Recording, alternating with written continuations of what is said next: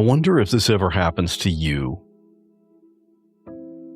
Maybe you're visiting someone and you're staying overnight, or you're on a trip and you're staying in a hotel or an Airbnb, and that first time you wake up, you have a brief few seconds where you're a little disoriented. Like, hey, where am I? This is not my bedroom. This is not my bed. But then it comes back to you. Oh yeah, I'm away from home right now. I would think it would be even worse if you woke up and realized you're in a hospital bed. For the podcast, I typically don't do stories that are mainly centered around the guest being in a coma. It's an interesting concept for sure, but just the fact that someone was in a coma would make for a difficult episode. I mean, how can you tell a detailed story when you were asleep for most of it? Today we're going to hear from Scott. He was in a coma for a while, and then he had that experience of trying to figure out, why am I in a hospital? What is going on? But his story is not really about him being in a coma. It's about what the doctor told him when he woke up.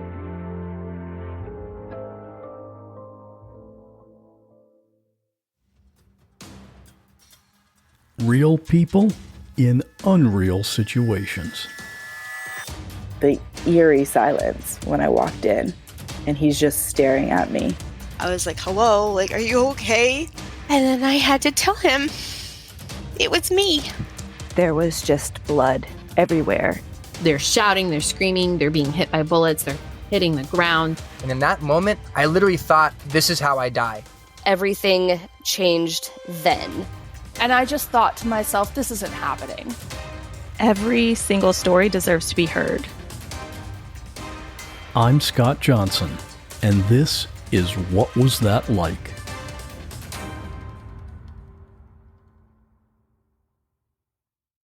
Your job at the time when this happened was soccer coach. Correct. But in reading your book, you were more than just a coach for soccer, though. You were more like a coach for life and having the right priorities and that kind of thing. What was your outlook on that? Oh, my goodness. Past soccer, because the incident we're talking about, I had just finished my first year as a head coach at the college level. So my primary focus was just improving that program and winning a national championship. A little more than a year ago, prior to that, me starting at the university, my long-term girlfriend and I had broken up. So I was footloose and fancy free. And it was for me to go after, what I really wanted to do with my future.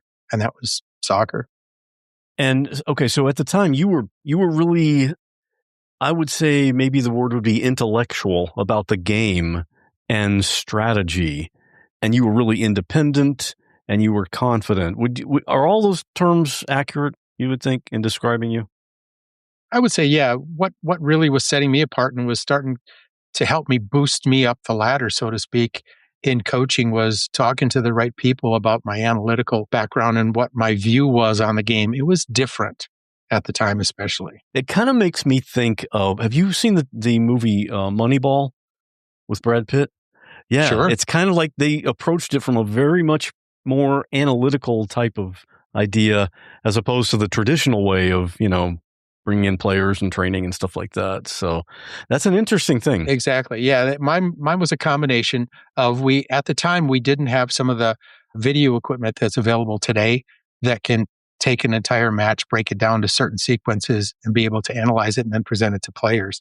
I just did it all in my head, and I use mathematics with looking at percentages and angles, especially in certain parts of the field. That's what really made me kind of an oddball in the coaching field. In a good way, though. Yeah, in a good way. Yeah. Yeah, we were winning. The day that this all started, you're at a Nike soccer camp. Mm-hmm. What happened that first told you, something's wrong? I had to take myself out of the coaches match. We had national team players there doing some instruction and coaches from across the country. This was not just a recruiting trip for me. It was also to start meeting more and more people and branching out, because it's not what you know necessarily, Scott. You know that it's who you know. So yeah, that's where I had to really had never done this before. I just said, I got to back out. I mean, I walked off the field and sat down. Something was really strange. And what were your symptoms? It was mostly leg pain. Is that right? Leg cramps. A week prior, because I was in training to go over to Europe, and my summers were oftentimes spent coaching, and there were guest player opportunities. The year before, I was a guest player against the Dutch national, or excuse me, not Dutch national team, the Dutch Olympic team, because I had known the coach. And so, yeah, when an opportunity, something like that pops up, I wanted to be ready for it physically. So I had been in training, and I had pulled a muscle in my chest about a week prior. So I thought things might have had something to do with that. But boy, once I started feeling fatigued and other things were happening, I knew it wasn't a pulled muscle. Yeah, and it was severe fatigue. So the next day, though, you were able to drive to your mom's house. Yeah, the Nike camp was outside of Chicago. I mean, sure, hospitals are going to be here. I had no clue. And this was before we had the cell phones and to be able to track and get you to a hospital. I couldn't just say, hey, take me to a hospital. But I mean, my mom was an hour and a half away. So I pulled into a fast food place, grabbed a 7-Up, and started chomping on the straw and little bits of sips of 7-Up during my drive. It was an hour and a half drive to get to mom's. Again, we didn't have cell phones, so she didn't know I was even coming that day. I was supposed to come the next day. And as wise as women are, especially mothers, as soon as she saw me, she said, you get your butt over to the emergency room. Something's wrong. She didn't have any idea. That intuition. Mm-hmm. And of course, she knew you. She knows what you're supposed to look like. Exactly. And that's not how you looked. No. Yeah. No. So you went to the ER. Well, the first time I presented myself twice, Scott. The first time it was, here, drink some Gatorade. You're going to be fine. Yeah, no problems. I had a temperature of 102.8. That should have been triggering some things, but didn't. And being a male, I guess it was okay. I'll go home. I'll get up the next day. I was supposed to be driving to Minneapolis, St. Paul later in the day, for recruiting trips. But I continued throwing up in my mom's kitchen, which wasn't cool. And it was time to get back over to the emergency room.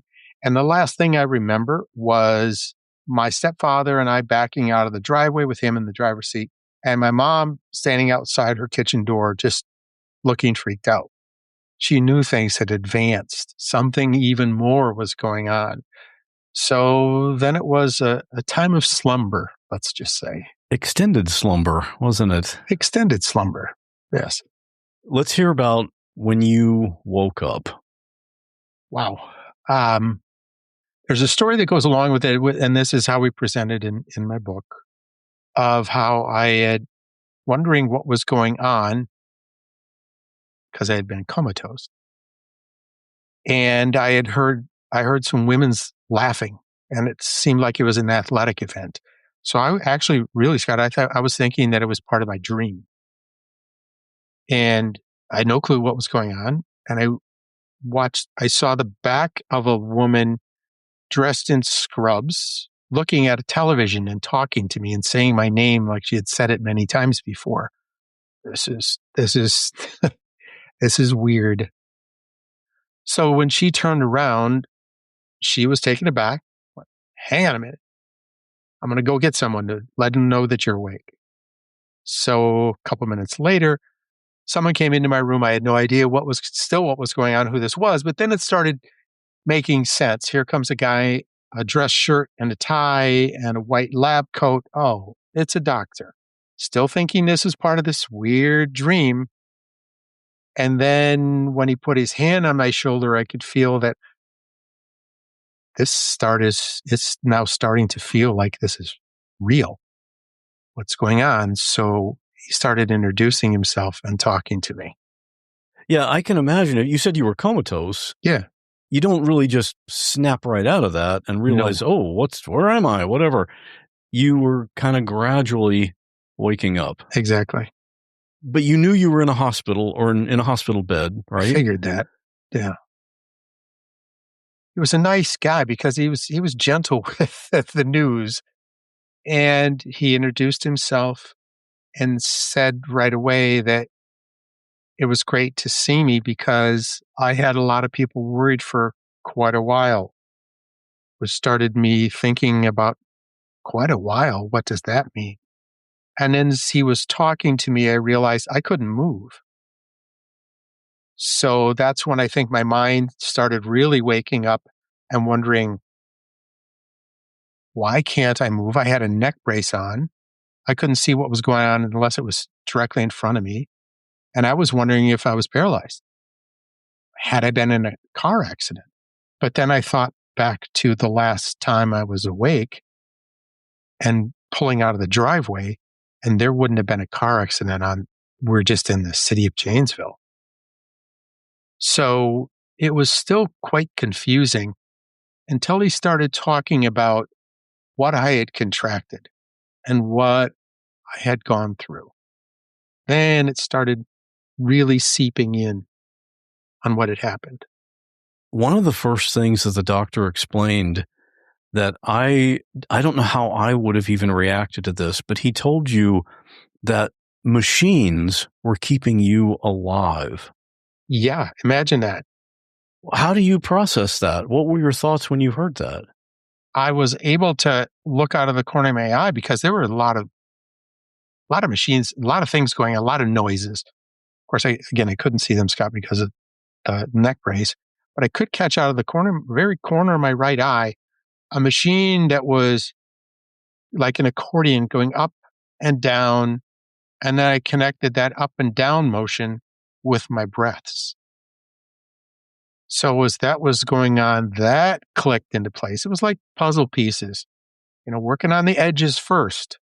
So those edges were all starting to fit together. And now it was how the rest of the picture was starting to shape up.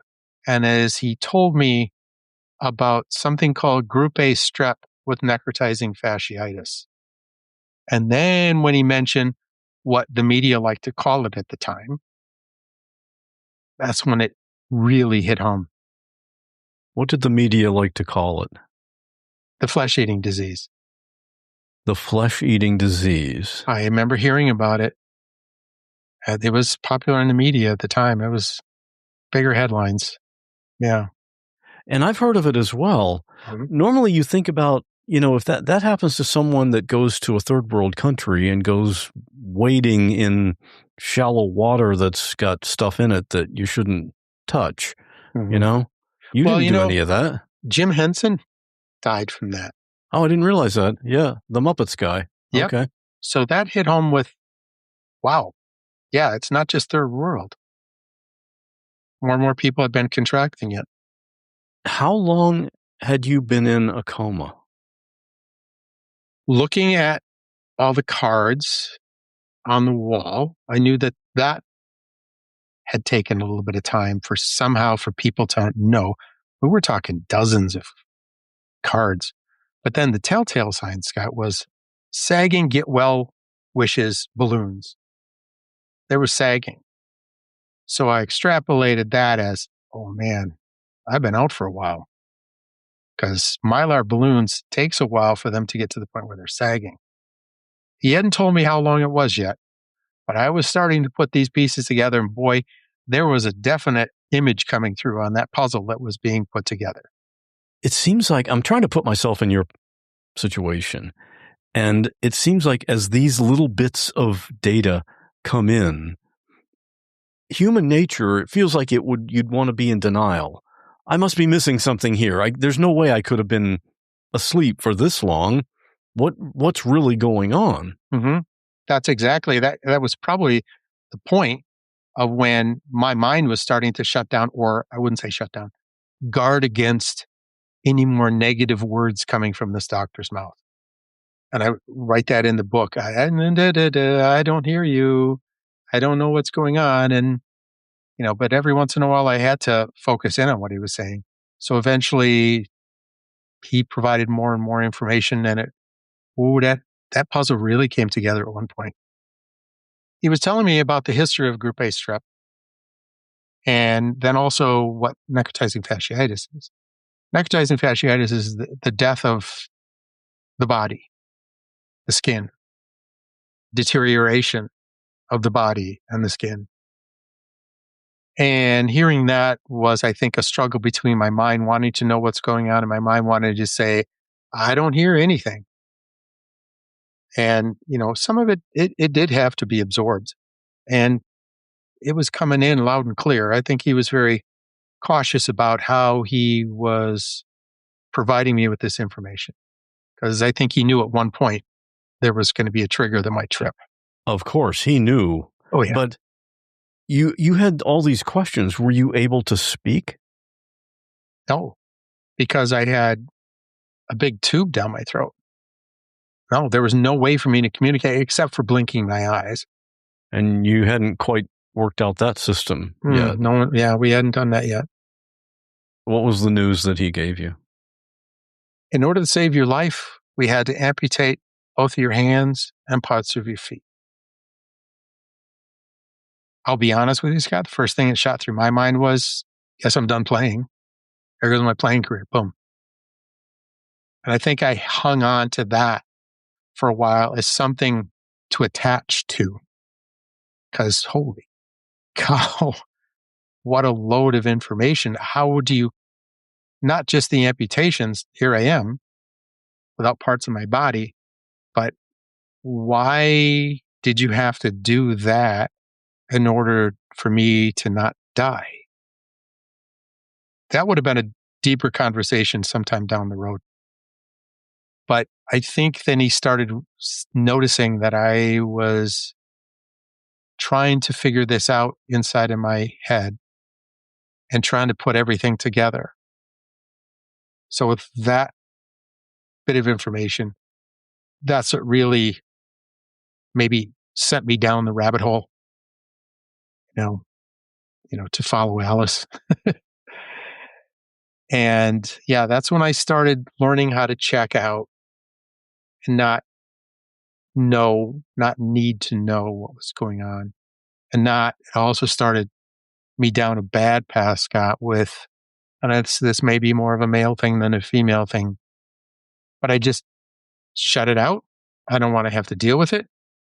What's up next? And when he gave me the information how long I'd been in the coma, I put it together with, we were supposed to be in Europe by now. I was taking a hand-selected team of college players over to Europe, playing 3 major tournaments there. Well, I'm not, what? Because it must have been middle of August by now, with those Mylar balloons, and it just fit. So that's when I think I also started falling off the cliff of, this is bad news. I missed Europe.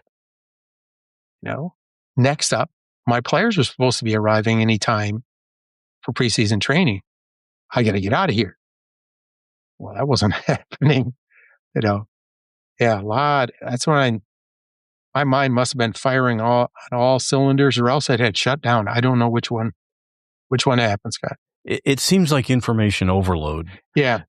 Because, it's interesting that as you got this news that your hands and parts of your feet had been amputated, that you immediately related it to your job. Mm-hmm. Like, what am I going to do? I guess I'm not going to play soccer anymore. How's this going to affect my career? But in reality, as you step back now and look at it, the real thought was, how am I going to live without my hands? That's kind of a much more broad way to look at it. Yeah. But was that kind of self-preservation sort of? Looking back, and you brought up, now we can look back, it's been so many years, that it was not just self-preservation, but I think it also started me down the problem of what I was going to get into 5 years later with running into the brick wall of depression. That was me starting down that path. And during that whole time, I didn't really focus on me, on my head and my heart. I didn't work on those two things. It was go back to work, keep building, keep creating that program. Was anyone else from your family in the room at the time when you got that news? No. Now, the doctor said that my mother and stepfather and some of the other family, would be there in a little while. And so it was just me. I was left alone for a little bit. I'm sure that he calculated how long I would be alone. And I think he realized that psychologically I needed to be alone in order to help absorb some of this without him being there.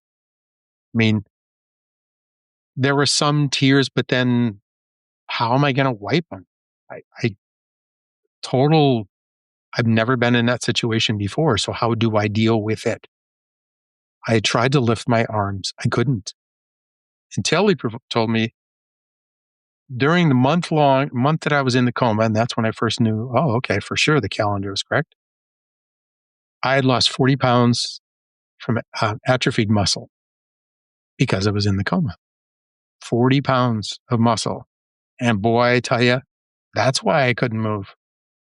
My muscles were just basically gone. I couldn't use them. I couldn't depend on them. I couldn't move. It sounds like you kind of surprised them a little bit by waking up at that moment. Was that deliberate? Did they bring you out of the medically induced coma and knew you were going to wake up then? Or that's an interesting point because, and I do go into this in the book, there is a day when I'm transferred from intensive care to rehab. I'm picked up in a gurney and I'm taken on an elevator to go up or down a couple of floors to go over to rehab. And that's when I realized I was awake on amputation day. Let's call it amputation day. Because I remember going into surgery and then I was listening. They had Eric Clapton playing in surgical center. And one of the ladies said, I could still talk at the time and I could still look down at my hands. And she said, oh, we're playing, Clapton's greatest hits. And I was always a smart ass guy. And I asked to make sure that they not play anything related with heaven, that he might have been reprising Knocking on Heaven's Door. That was the one I said, please make sure you're not going to play Knocking on Heaven's Door if that's on there, because he did reprise it. I was such a smart ass through and through, so I was awake at some time. So maybe they were able to control it. After a while, I do remember going back on the morphine drip and having some pretty wild dreams because I was able to ask for it to go on and ask for it to go off. And maybe I should have asked for it to go on longer. I don't know if that would have helped or not, just to have some freaky dreams. There were family members, multiple family members, all there the entire time up and through the amputations. So it was a couple of weeks. But always someone in the waiting room or in my room. My mom telling me stories about how she would rub my hands in hopes that, the dark skin, the death of my hands would stop. Other family members, and we present this in the book as well, their viewpoint of coming to visit me and seeing me with all these machines and not knowing what was going to happen. And I was told about when the doctor, my mother and my brother, a year older than me, were given the task of making the decision, let me die, which I was supposed to. I was supposed to be dead when I was told the only reason I was alive was because I was an athlete and I was in great shape. Or to amputate and see how I would handle life. They tell me that they didn't hesitate because they knew what I would do, what I would have done. And they just followed through on it. I do know also, Scott, that they've felt guilt the entire time, but I bet that I have felt even more guilt because it was because of me. And this is how I just put it. Because of me is what they all had to go through for in that time. And they still have to go through. Maybe because of you, but not, it wasn't anything you had under your control, of course. I realize that. Yeah.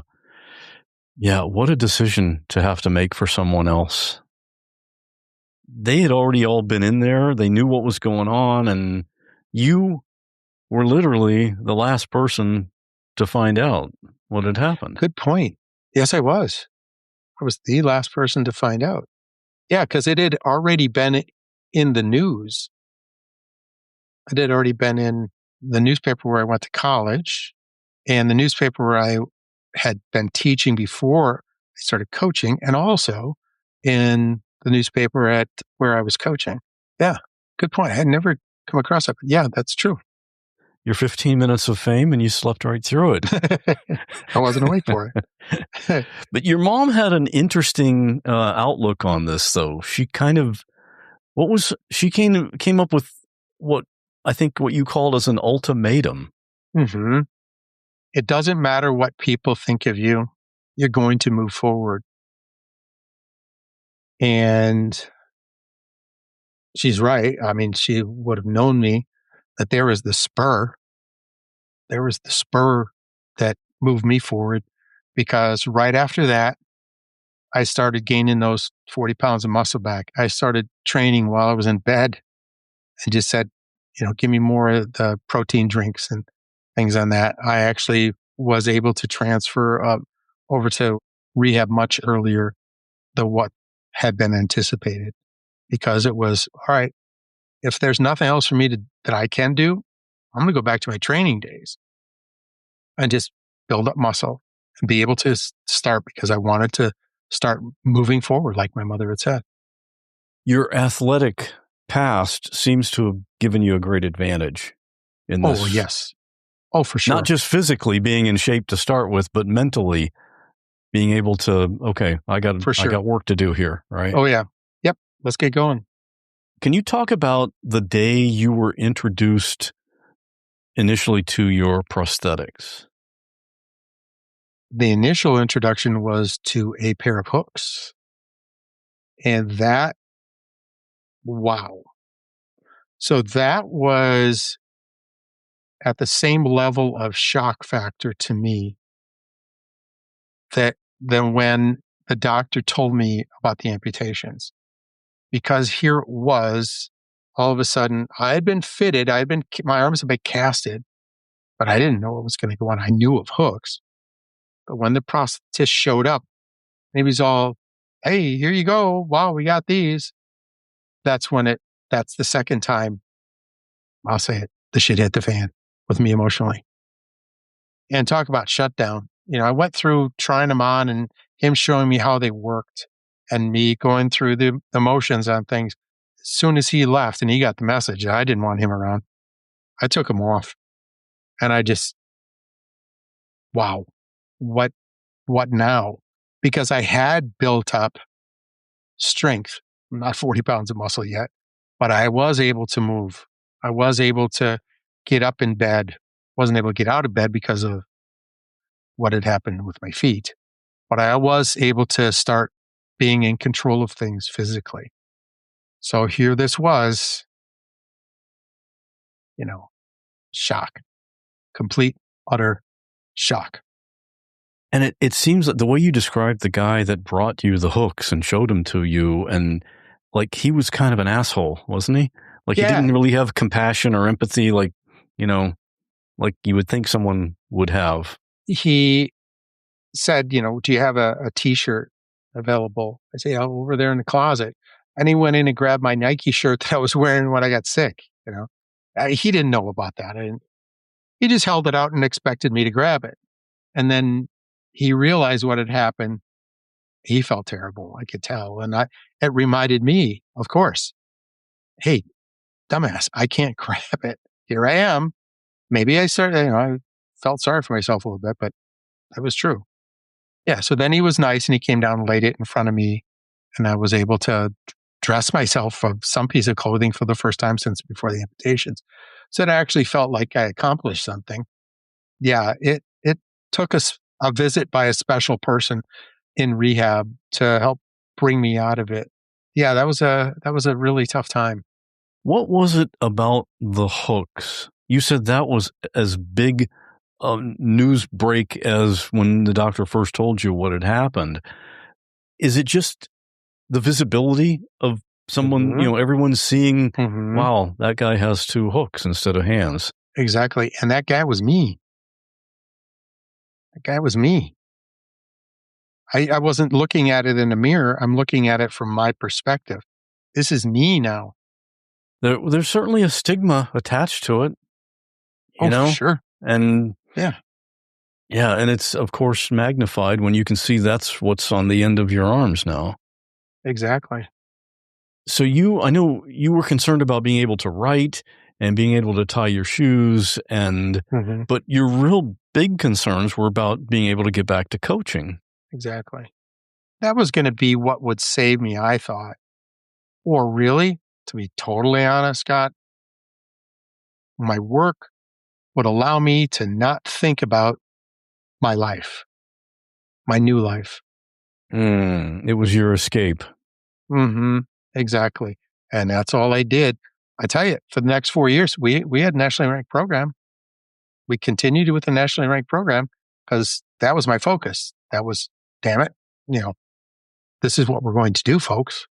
And we did. Just as an aside, you said that your hands were amputated, parts of your feet. How much of your feet were gone? Midfoot. The left was a simple cut, just cut. So boom. The right, an interesting story to it. So it was so bad, and everybody else, I mean, a general plastic surgeon would have just done a BK, balloon knee amputation. Then I would have been a real pirate, right? Peg like as well. I love how you can make jokes about this now. Hey, and what the right. heck? I may as well, right? Yeah, now I could really be a true pirate. But I didn't think about, I didn't learn it for a while, but there was this plastic surgeon from Madison just happened to be in the Janesville hospital on my amputation day, or I don't know, maybe somebody contacted him and said, we have an interesting case for you, because maybe they knew he was trying something new. And here's what he did. He took muscle from my abdomen. So they split open my belly and stripped muscle from my abdomen. I think it was an 8-inch by 8-inch section of it. So he was attaching that and blood vessels and everything and putting everything together after stripping everything down to just the bones, I guess. He started remaking it. But because I was in the coma and on my back, they would normally take a thicker skin, which is from the back. Use skin from the thigh. And he put it together. And boy, anytime I've ever seen a prosthetist since then, they just look at it and say, wow, that's amazing that he was able to pull it together. I won't go into it, but there are some surgeries and some other problems that came up from that because of the way that was put together with the skin from the thigh, would break down sometimes, but I'm all together now. Yeah. I mean, I don't know where I would be, Scott, if it was both hands, parts of one foot and balloon knee on the other. My gosh. I mean, the guy really did me a service. And I did end up meeting him another time, and I thanked him for it. Oh, that must have been so gratifying to meet him. Yeah. It was cool to be able to say thanks for giving it a try. Can you talk about the first time when you were trying to learn to eat with the hooks?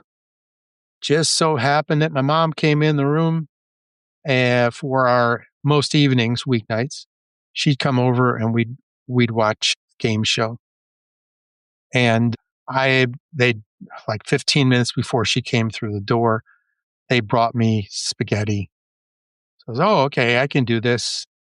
And it did, I will be honest, it did feel good to try feeding myself.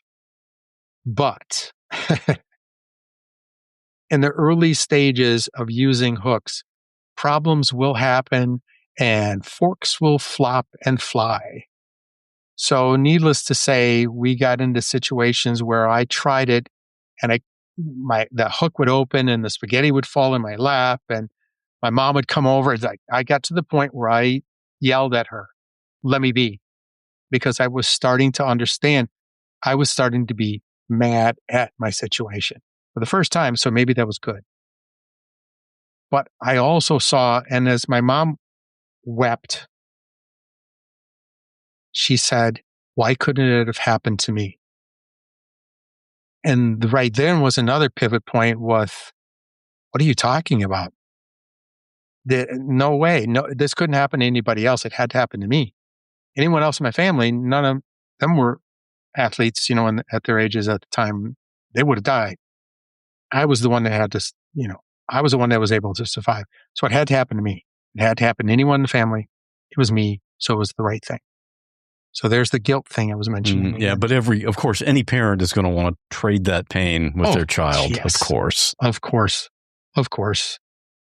But that was a really raw point because neither one of us was faking it, was looking past into tomorrow. And we were both being raw about it. We couldn't help but be raw in the moment because here we were. And here it was. Later on, there was a switch to, I'd never heard this term before, myoelectric hands. That must have been so exciting.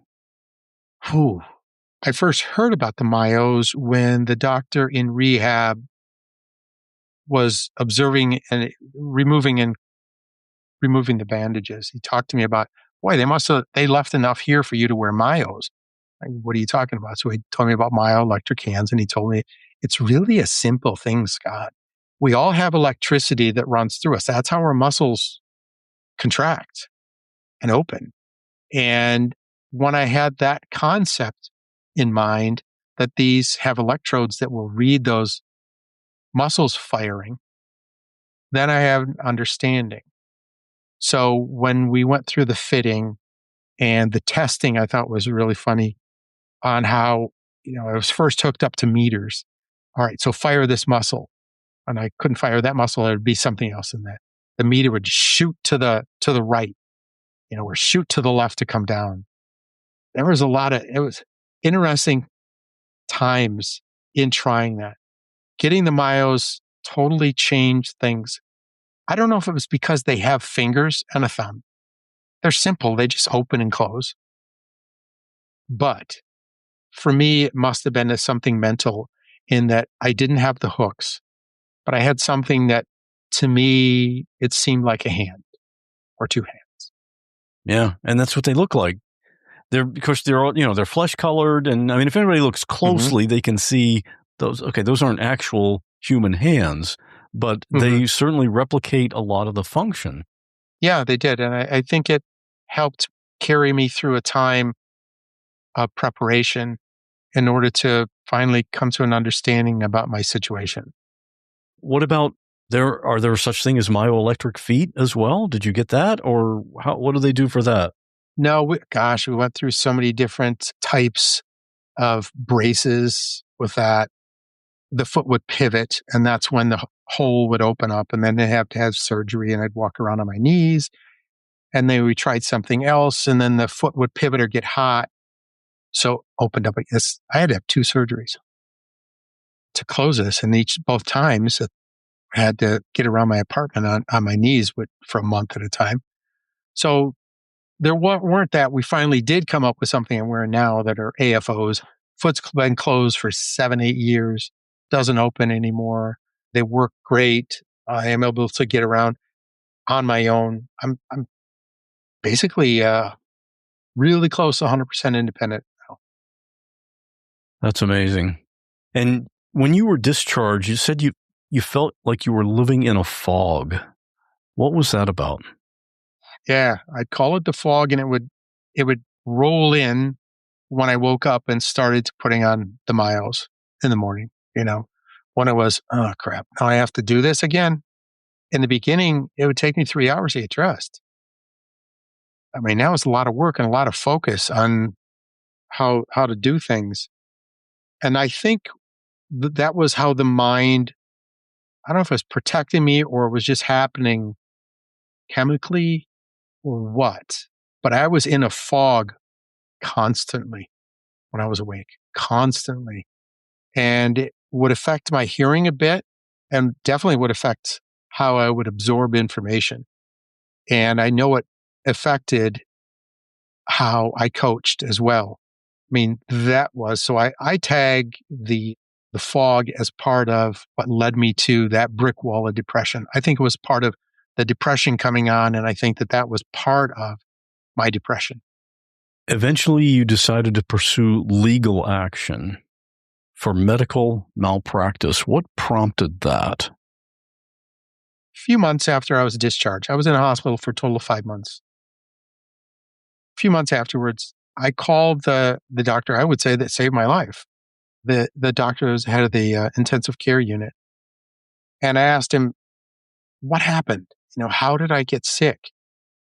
And he told me, we don't know. We couldn't trace it. We couldn't figure it out for sure. But Scott, you're asking the wrong question. And being a physician at the time, he had to be careful on how he responded to that. So he just said, again, you're asking the wrong question. What you really should look at is the day before you arrived and the emergency room. So it was, okay, what is he telling me sideways? So we ended the conversation and I did some digging and I came up with group A strep. Once it's close to 103 degrees temperature, this is supposed to happen. They never checked my blood. I knew that.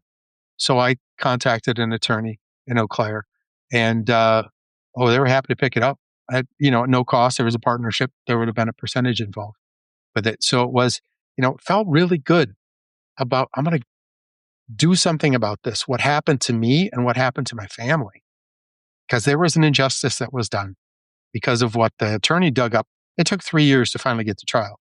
But during that time, they dug up a lot of information I wasn't privy to at the time. But when I learned about it was doggone right. Let's do a trial. But it didn't turn out the way you expected. No. 2 weeks. We saw damages of $10 million, which, wow. In 1997, that was more money it was today. I learned a lot about perception, Scott, about how 12 jurors can sit. And it wasn't comfortable for them for 2 weeks. I think that was a mistake on our side, do a 2-week trial. But it really boiled down to our specialists and their specialists on what the calendar was for whether when I first presented, it would have made a difference or not, even if they had drawn blood. So it all came down to perception. Who sat in the box for them? Who sat in the box for us? Ours was older and frumpy and kind of real casual and, grandpa type. And theirs was a smooth university professor who was relied on and quoted on oftentimes regarding this illness. Lost the case. My attorney brought up a small piece of a Women's Day article for which their professional had said that it would make a difference in certain periods of time where antibiotics would have a positive effect. Well, we're talking about major courtroom drama when that was projected.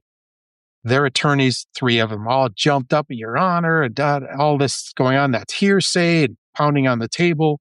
And the cool as a cucumber judge asked the jurors to please leave the room while their lead attorney and our lead attorney both fought the case about this Women's Day article in court. And it came out, they asked point blank to their expert, did you say this? He said no. What? How? So really? So the lady at Women's Day is lying. They just said, they left it as it's double hearsay, therefore it's not usable. So it was thrown out. So in losing the case, at that point, did you still have a coaching career? Was there any kind of safety net, any kind of financial security at all? I had resigned. My last season there, we had won only 10 games. And we started out the year kind of ranked in the nationally, and we just kept slipping. We won more than we lost, but it was, I'm not doing my job.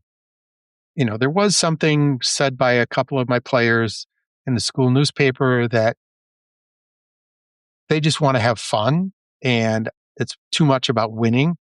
And that that kind of did it for me, but I knew that wasn't the true reason why I was resigning.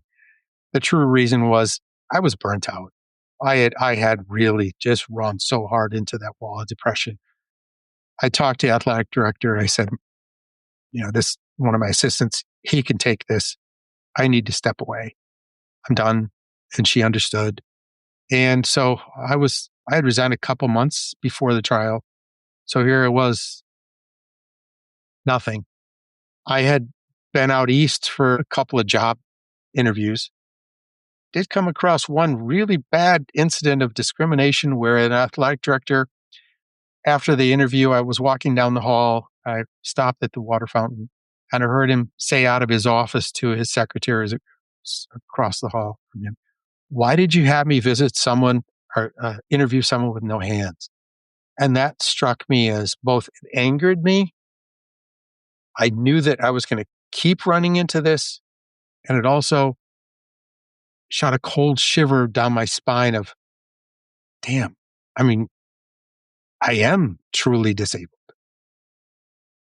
So a lot of things happened from that moment. That was not the last time I would feel discriminated against, Scott. You said your friends were concerned that you might be suicidal.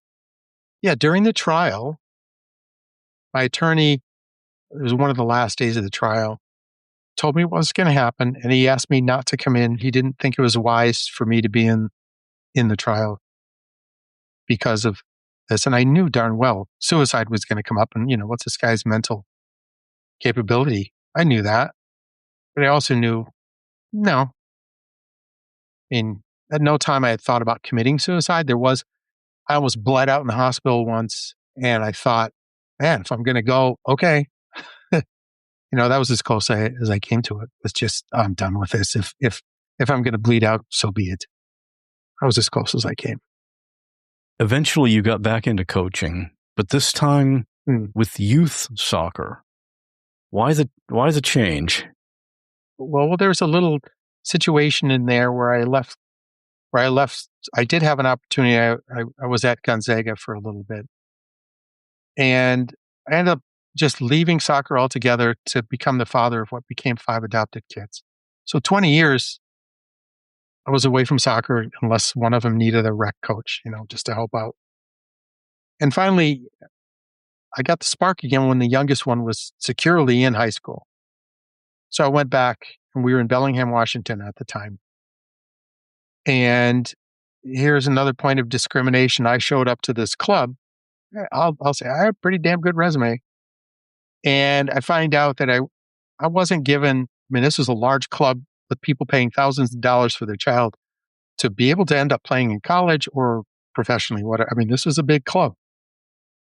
I wasn't given an A team. I wasn't given a B team. I was given a C team, kids that nobody thought was going to do anything, of 12-year-olds, and told, keep everybody happy.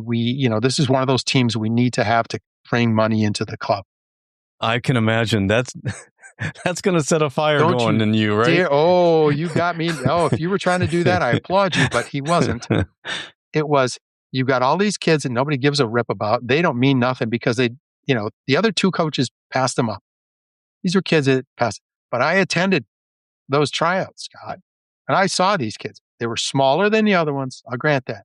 And in tryout situations when there's pressure on, these kids all cowered a little bit. They were lacking confidence.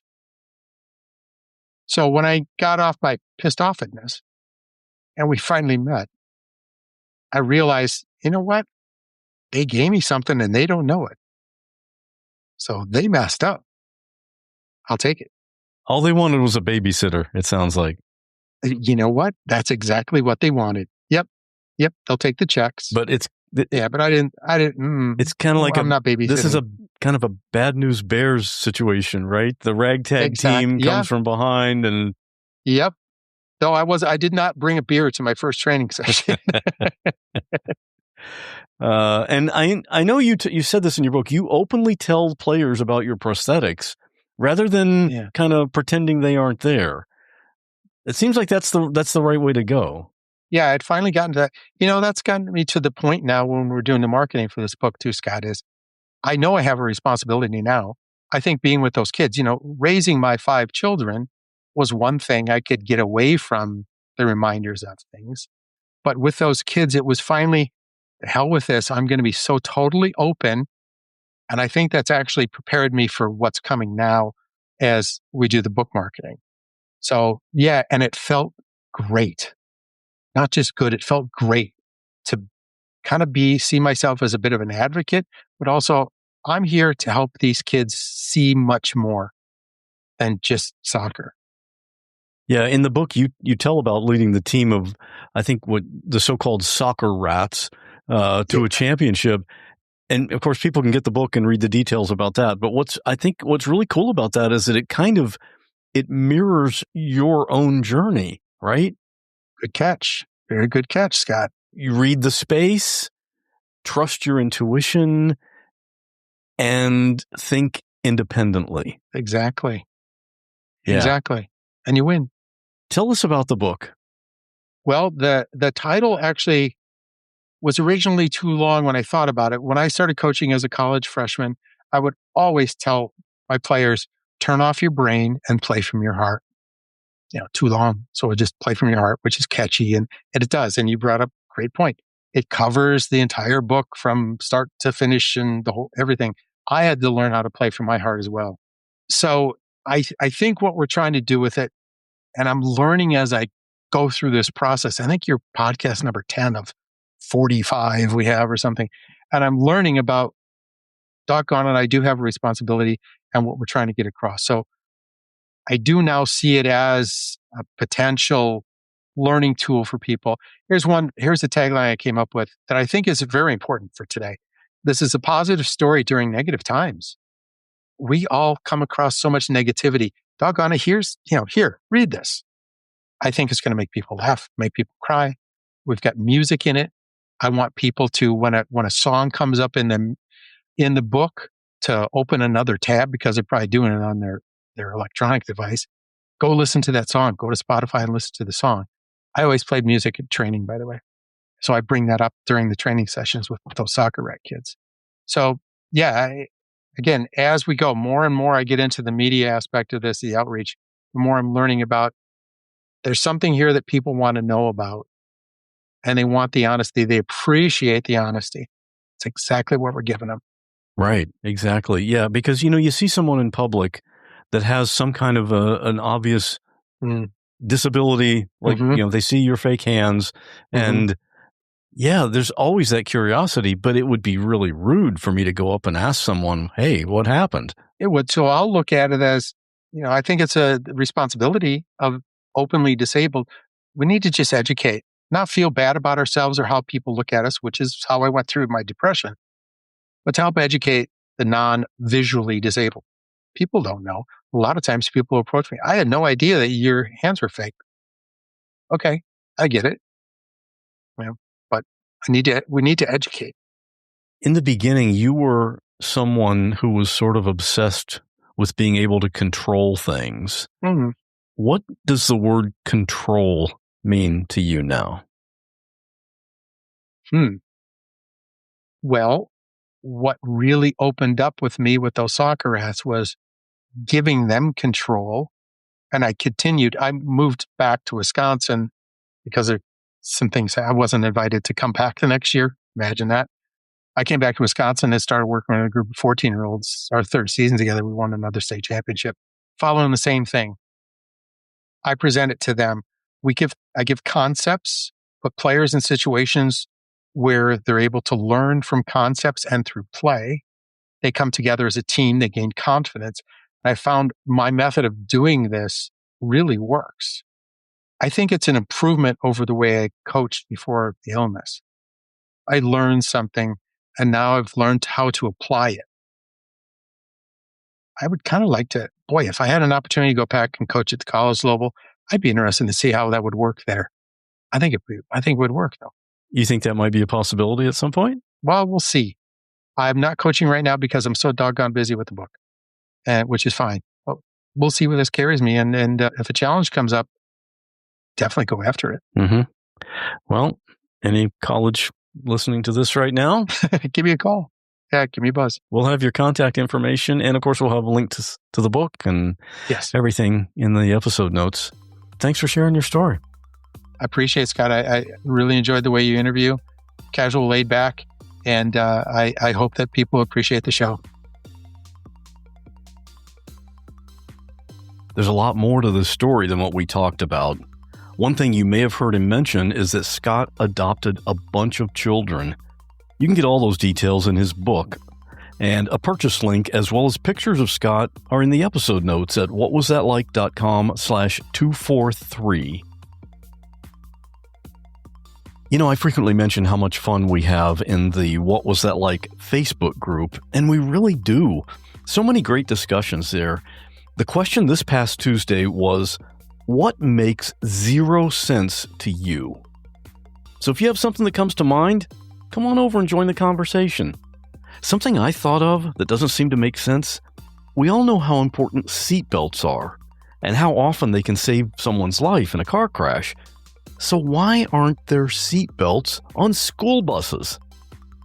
You can join us and post your comments or questions at whatwasthatlike.com/Facebook. Graphics for this episode were created by Bob Bretz.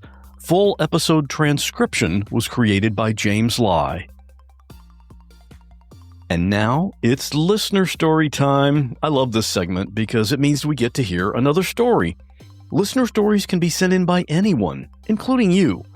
Just record something interesting that happened to you, usually they're around 5 to 10 minutes, and email it to me, scott@whatwasthatlike.com.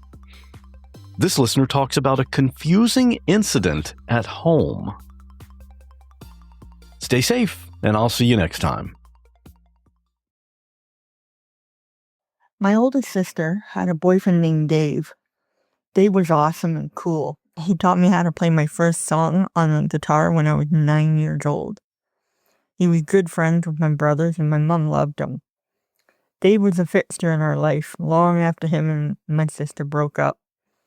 But he was in and out of jail over the years. I never knew what he went in for, but probably drug-related. And every time he got out, my mom would let him stay with us for a couple of days till he could find a place to live. I was 18 when Dave came back from one of his visits. I probably would have said hello to him, but I was in my own teenage angst. So he was a blip on my radar. I had a room set up in the basement. My walls were ceiling-to-floor drapes that my mom had in storage. But I didn't care. It was my own room in a house with 8 humans and 4 bedrooms and 3 dogs, I think. A couple of cats. So one night, somewhere around 1, 2 o'clock in the morning, I was woken up by all this yelling and heavy footsteps clomping all over the main floor. My first thought was that my brother were drunk and fighting again. But the voices didn't sound familiar. So I thought I'd better go find out what's going on. I threw my robe on, turned the light on, and headed up the stairs.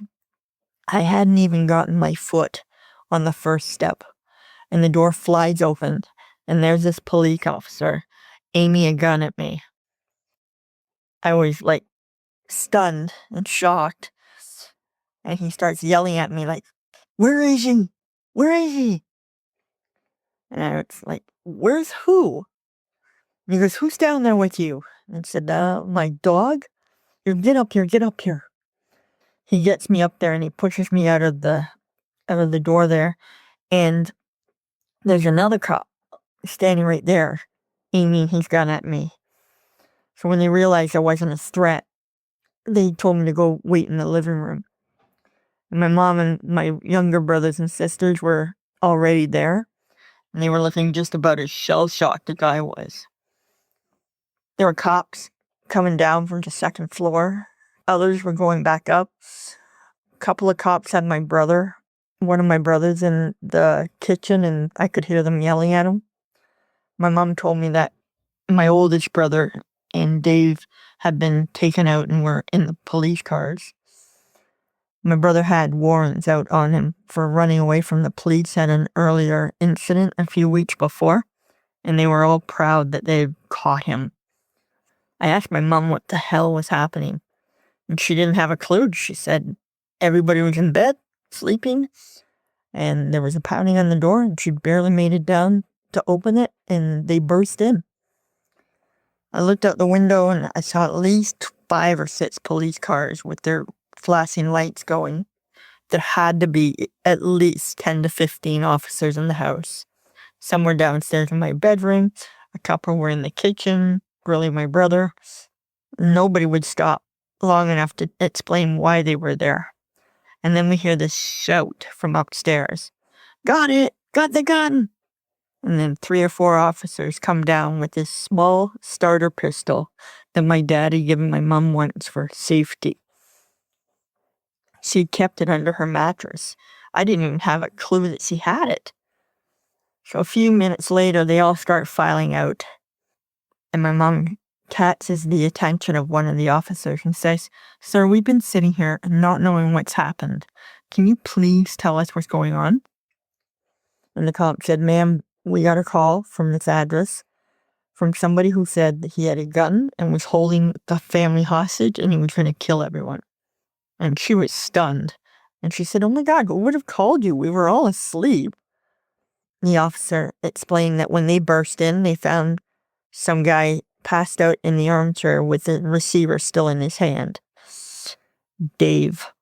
He'd come back from partying somewhere, and he was all drunk and coked out. And he sat in the armchair, made the phone call, and then promptly passed out. He later told us he was just as surprised as we were that he was woken up in a room full of cops. I honestly think that was probably the last time I ever saw him. I heard that he had passed away in the 90s from hepatitis.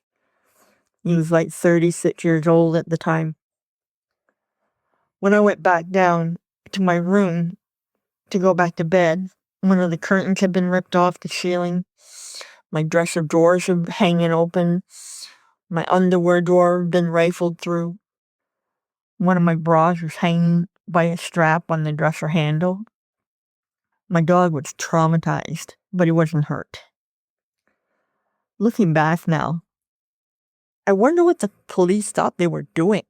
They burst into the house where an alleged gunman was supposedly holding the family hostage. I mean, I know Dave never would have done anything to hurt us. I honestly don't know why he made that call. But what if he had been that serious? Their approach and the way they stumbled into the house like that could have resulted in some serious issues.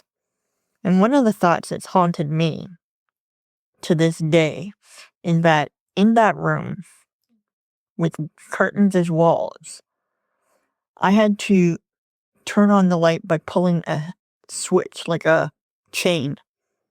So if I had been 30 seconds slower and that officer with the gun had gotten down to the bottom of the stairs, he would have seen a silhouette of somebody with their arm raised, letting go of the light chain. Wild how fast things could happen. Dave was charged with mischief, and understandably my mom didn't let him stay with us anymore. A night in the life of a kid from the projects.